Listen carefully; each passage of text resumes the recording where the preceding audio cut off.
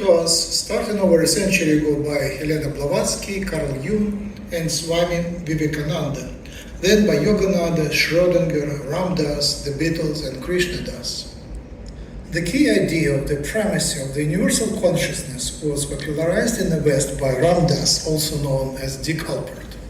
And now it is the key to transformation, as the telepathy tapes by Kai Dickens became exceptionally popular and made the ideas of universal consciousness accessible to large masses of people.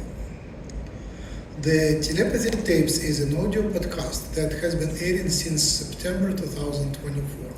It explains in accessible forms the research on telepathy and the prevalence of high-level, high-precision telepathy among autistic individuals. Telepathy and mind reading are well known in India among the Siddhis, special powers that some yogis possess. In the West, many testimonials from Westerners have been shared, detailing their experiences with mind reading by Neem Karoli Baba, the guru of Ram Dass and Krishna Das. The founder of Apple, Steve Jobs, traveled to India in search of meeting Neem Karoli Baba. He wasn't able to meet, but was always motivated by Indian ideals. It might be a surprise to many that we are paying so much attention to telepathy, among other psychic, phenomena. But I'm sure that telepathy should be the center of the research for two reasons. First, it is easy to measure, and second, it is the future of humanity. I'm convinced that telepathy will save humanity from many of the dangers it faces now and bring peace and kindness. It is because mind reading eliminates deception. Mind reading reveals the truth, and the power of mind reading is gifted only to kind people. So telepathy is a power that promotes truth and kindness. Scientific research on telepathy dates back over 100 years. Carl Jung researched telepathy, especially in dreams. He said in 1933 letter, "The existence of telepathy in time and space is still denied only by positive ignoramuses." Here are a few starting points on telepathy reading. Powell documented exceptional telepathic abilities in non-speaking autistic individuals. Powell, Radin, and Sheldrake tested telepathy through controlled experiments. There is a practical need to go beyond the materialist dogma into the research of consciousness and spirituality. And that brings us to the transition from physics to metaphysics, which includes paranormal and psychic research. Great evidence comes from dream telepathy experiments by Ullman and Krippner in the 70s. Sleeping subjects received telepathic messages sent by remote awake participants. Strong evidence also comes from lab studies of average people. Large groups were tested under controlled conditions in many studies. These show modest effects but high statistical significance, and this provides compelling proof of telepathy. Some individuals possess exceptional telepathic abilities. They can transmit and receive information with high precision. This research exists but hasn't yet entered mainstream scientific journals. For diligent investigators, the telepathy tapes provides initial evidence. Further investigation reveals talented telepaths who demonstrate remarkable accuracy. I've researched telepathy since 2009 and had personal controlled observations that convinced me of its reality. So I believe the telepathy research of Jung, Radin, Sheldrake, and Powell is correct. Thanks to public awareness awakened by Kai Dickens, I hope that stronger evidence will emerge soon. Therefore, I will focus on potential mechanisms, assuming remote telepathy is real. Non-speaking autistic individuals communicate remotely with high precision through telepathy. This telepathy works across any distance with accuracy and ease. Telepathic autists form a telepathic network. From the prevalence of non-speaking autism, I estimate approximately 1 million individuals worldwide possess these telepathic abilities.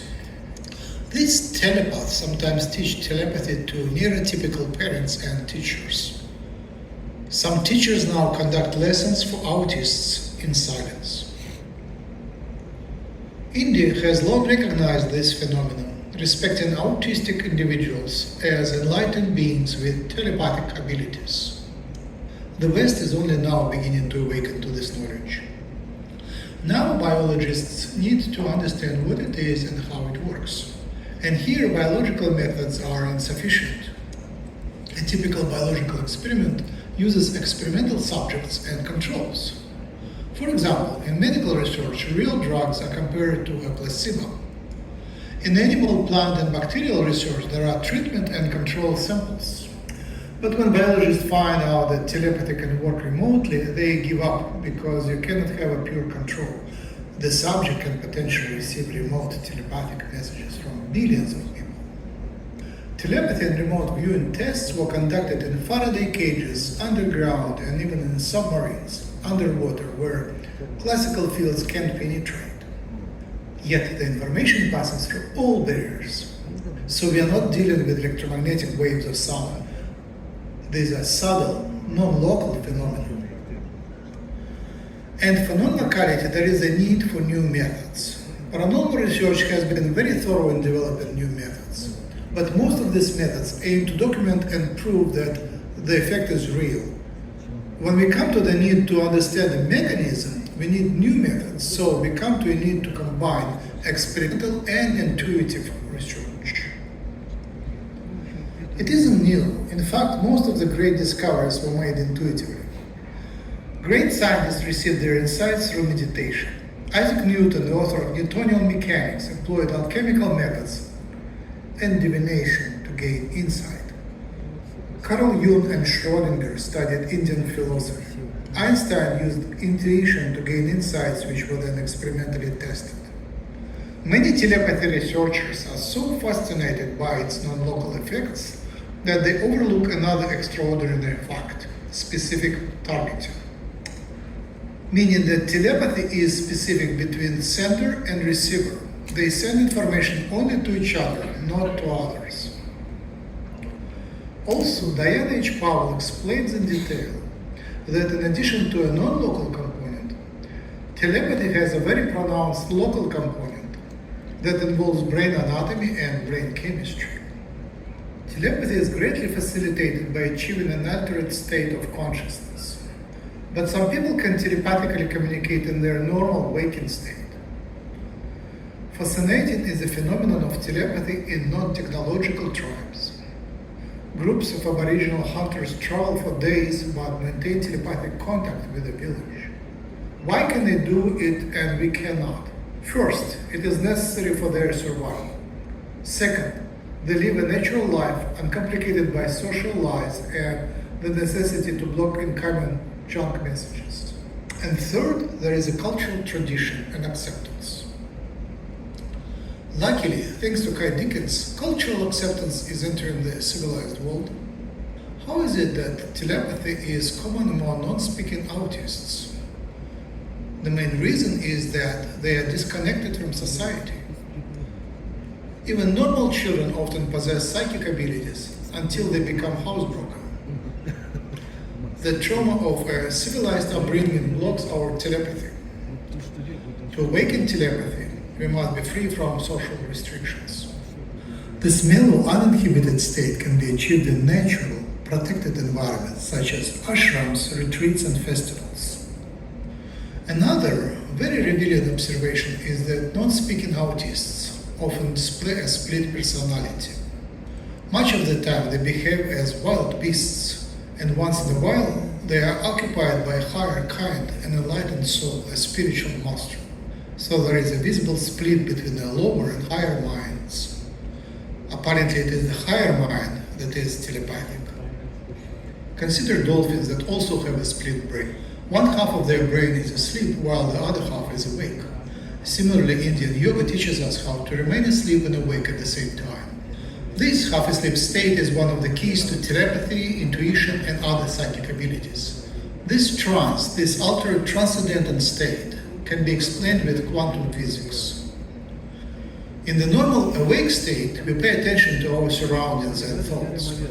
In meditation, which means stopping thoughts and focusing on a point or defocusing our attention, we escape the space-time reality and shift to a timeless and spaceless state, where distance and distinction between individuals, this isolation from others, disappears. Such altered states are key to telepathy.